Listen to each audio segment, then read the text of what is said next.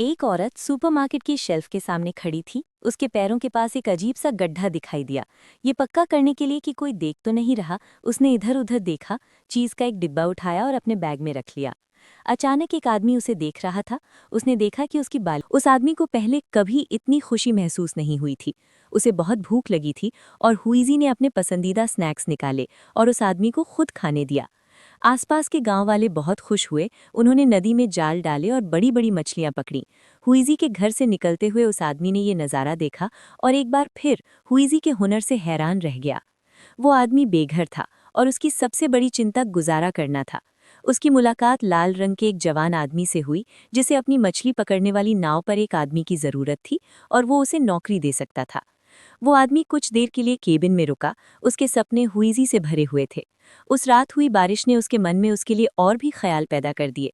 खुशकिस्मती से मछली पकड़ने वाली नाव पर काम बहुत थकाने वाला था, जिससे उसके पास ऐसे ख्यालों के लिए बहुत कम समय बचता था। उसे पता नहीं था कि हुईजी भी हर दिन उसके बारे में सोच रही थी। उसने चुपके से पता लगाया कि वो डॉक पर कहाँ काम करता है और बड़ी उम्मीद से उसे ढूंढने आई। वो आदमी उसे देखकर बहुत खुश हुआ। हमेशा प्यार करने की कस्में खाना चाहता था, लेकिन अब वो बेसहारा था और उसमें बोलने की हिम्मत नहीं थी। हुईजी को गुस्से में जाते देखकर उसने आखिरकार हिम्मत करके उसे डिनर पर बुलाया। हुईजी उसके पैसे की हालत का बहुत ध्यान रखती थी और उसे वापस घर ले गई। आदमी ने नदी किनारे एक अजीब नज़ारा देखा।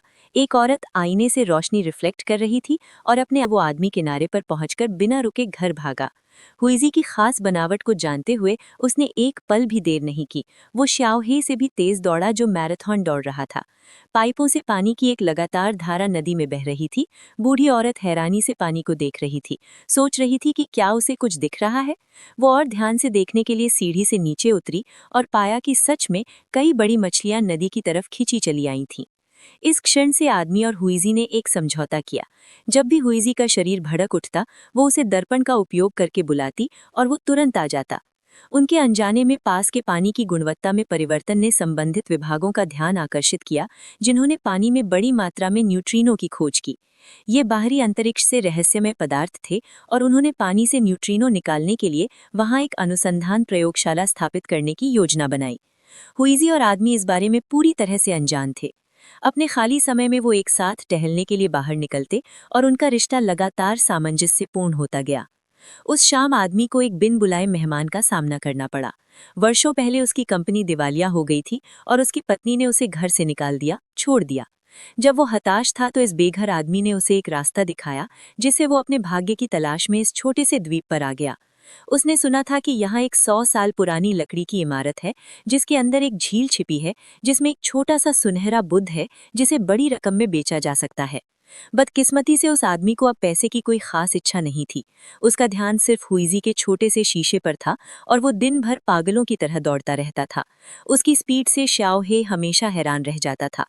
आसपास के मछुआरे बहुत खुश थे। उनकी पकड़ी गई बड़ी मछलियां आसमान चूम रही थीं।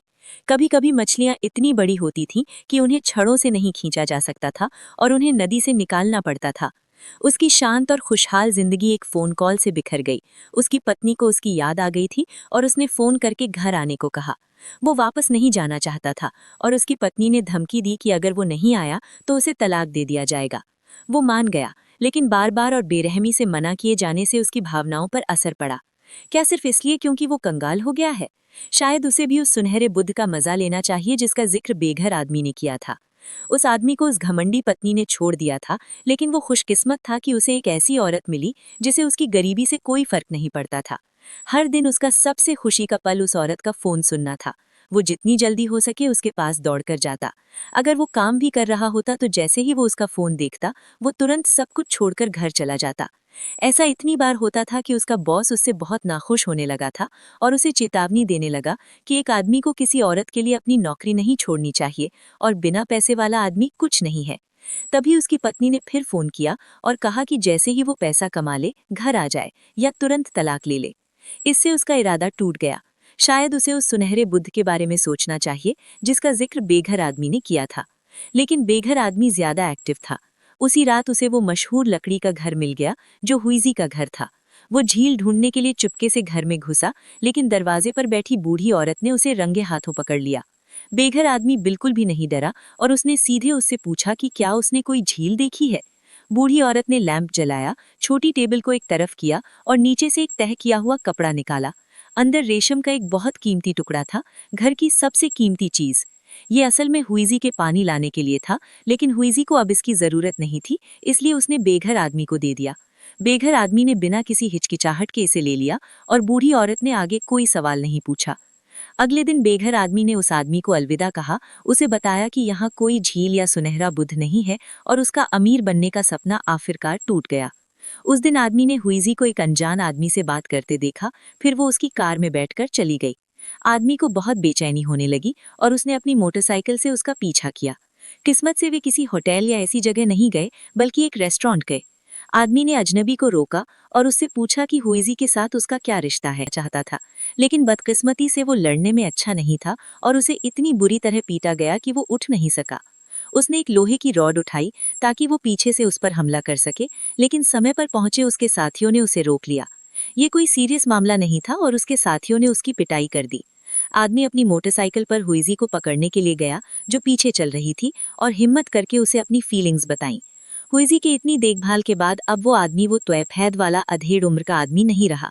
अब वो अंदर से बाहर तक जोश से भरा हुआ था और उसे भरोसा था कि वो हुईजी को उसकी बाकी जिंदगी खुश रख सकता है।